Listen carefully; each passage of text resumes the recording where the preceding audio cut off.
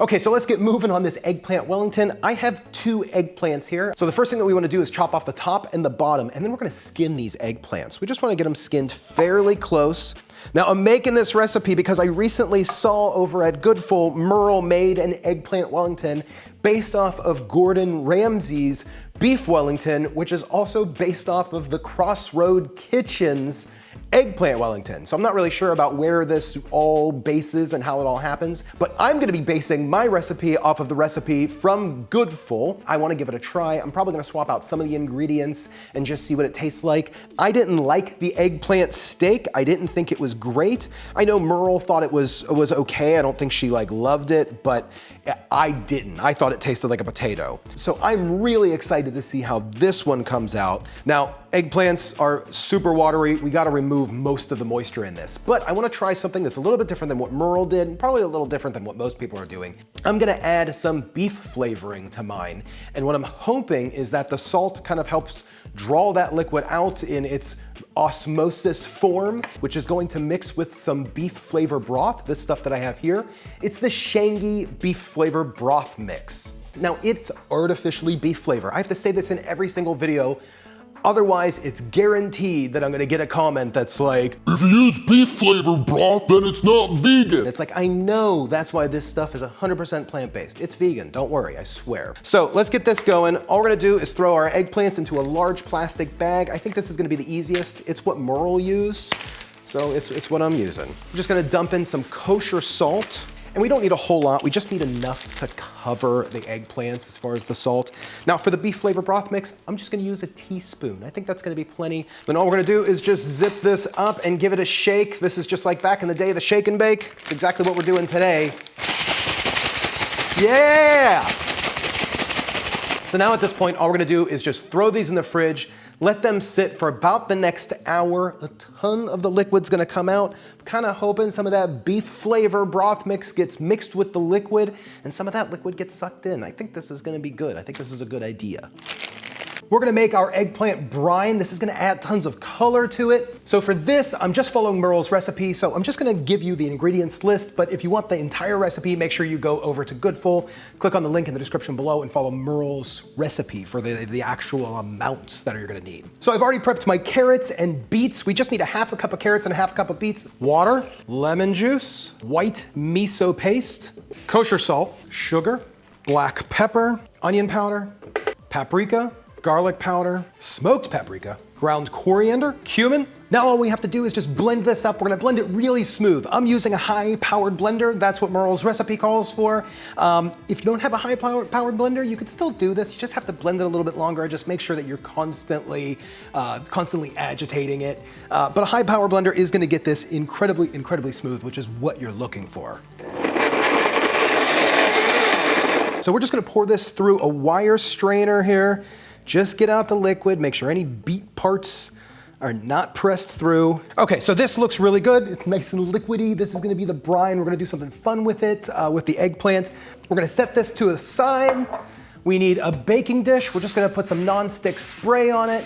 Then we're gonna get our oven preheated to 425 degrees. Okay, so now we're gonna get our eggplant ready to be, injected with some brine. But we have our salted eggplant here, and you could see they're damp, they're very wet. We have to squeeze these eggplants to remove any excess juice until they're about half the size. And then you can see that's probably about half of what it originally was. Let's prep this next one. Okay, so these are all squeezed. They look really good, they really do. So now I bought a meat marinade injector. I think this is a little bit different than the one that Merle was using in her video, but essentially all I'm gonna do is we're gonna suck up some of this marinade, and then we're going to inject it into our eggplants across, a few times across the top and then a few times sideways.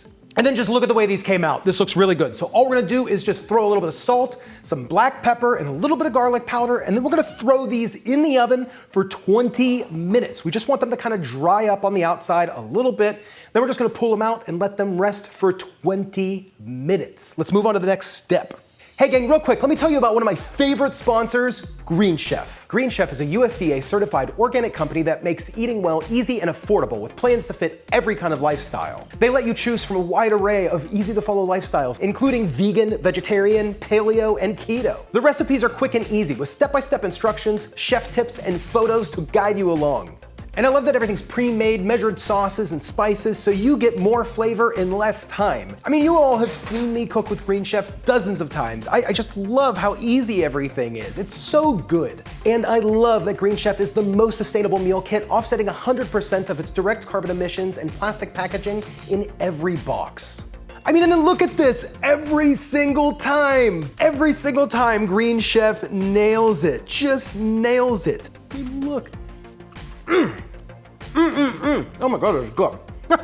So gang, go to greenchef.us/SauceStache100 and use code SauceStache100 to get $100 off, and that's including free shipping. greenchef.us/SauceStache100, code SauceStache100, get $100 off. Thanks Green Chef for sponsoring today's video. You know I always love your meals, they're so good. Okay, so now we're just gonna prep some mushrooms. I just have some white button cap mushrooms and some shiitake mushrooms. So to prep these, all I'm gonna do is just remove most of the stem, and then we're just gonna brush them down with just a damp paper towel to get rid of the dirt. These white button cap mushrooms are dirty. And then all we're gonna do is we're gonna mince these pretty fine. I'm not gonna do just slices, I want these minced up. It's gonna turn into a mushroom-like paste, like a filling is gonna be, so they need to be pretty small. And we also need to prep some shallots. We need about 1/2 cup of shallots. So mine comes out to be about 1 shallot. We're just gonna mince that really fine. Okay, so now we're just gonna melt some vegan butter into a skillet. We're gonna throw our shallots and mushrooms into the skillet, cook them down until they come like translucent, about 4 or 5 minutes. Hot, okay. Okay, so these we just have to let sit for about 20 minutes to cool down. Our mushrooms are cooking, they're really good. They've already gone translucent. Let's add a little bit of salt and pepper. We're gonna kick that heat down to 1, all the way down. Add some vermouth, a little bit of olive oil, and then we're gonna add some fresh thyme and garlic powder.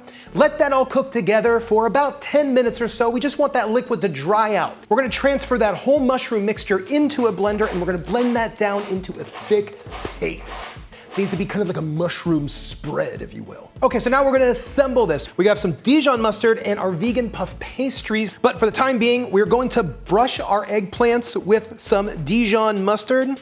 As Merle said, that's just gonna kind of like add a binding element to this, and it's also going to give it just a little bit of spice. So essentially what we're gonna do is we're going to move our eggplants over, and we're just gonna leave enough room on the board with the eggplant hanging slightly over, so that way it gives it room to like shrink. And then we're just gonna cut out our strip of puff pastry straight down. All we're gonna do is just move our duxelle over, and we're gonna spread that out most of the way, fairly thick. You know, you want a nice layer of the duxelle. It's gonna be a ton of flavor. And then all we're gonna do is just wrap this up. We're just gonna wrap it up real nice. And it should, as long as it doesn't stick to the counter, which is what mine's doing right now, it should go really nicely over this here. Okay, so we just have a small bowl of water here. I'm just gonna add a little bit of soy sauce. Just give that a nice little mix. This is what we're gonna be brushing our Wellington with. It's gonna brown it up a little bit, help it brown. And we're just gonna add just a touch of flour to this mixture. And then all we're gonna do is just brush this down with this mixture, this flour, soy sauce, water mixture, all the way around. And then Merle just brushes it down after that with just a little bit of olive oil. I think this is just gonna kind of help this brown really nice. This is just gonna kind of help bring out some of that color and make this puff pastry puff. And now just for the pretty shots, we're just gonna give this some slits across the top of the puff pastry. That's what's gonna kind of open up and expand and give the puff pastry like a nice look. Really give this like a nice Wellington kind of thing, and you can get fancy with it if you want. You wanna do a little bit of like curls or something, you know, whatever you wanna do for your design. So I'm just gonna transfer these over to our baking dish here, throw these in the oven. We're gonna cook them for about 20 to 25 minutes. I cannot wait, I just cannot wait. Let's make our sauce. Okay, so all we gotta do is just plate this up. We're gonna throw the savory sauce on the cutting board, throw the Wellington right on top. I mean, just look at this. I think my savory sauce might have came out just a little bit too thick. But here it is, eggplant Wellington. I'm tasting by myself today. This just looks phenomenal. I mean, just looks absolutely phenomenal. I mean, just look at this. Look at this dish. Here it is. I mean, this is just wild. Oh my gosh. It's so good. It's super, wow, okay. So it's super savory. There is like a nice saltiness to it. That mixture that was inside, that marinade, that beets and everything like that, that came through really, really rich. I think it was like it's really rich. Could be a combination of like the thyme with the mushrooms. That all came out phenomenal. It's not wildly meaty. Like it's not gonna be a thing that's you're gonna be shocked like, oh my God, this isn't meat, because it's definitely not meat. It's a little meaty, it's savory, like it has those meaty flavors, but it doesn't have the meaty texture. So that's where it's missing. A lot nicer texture than I expected, really. I thought the eggplant was gonna come out super soft, but it just came out really well. Unbelievable. Super happy about that.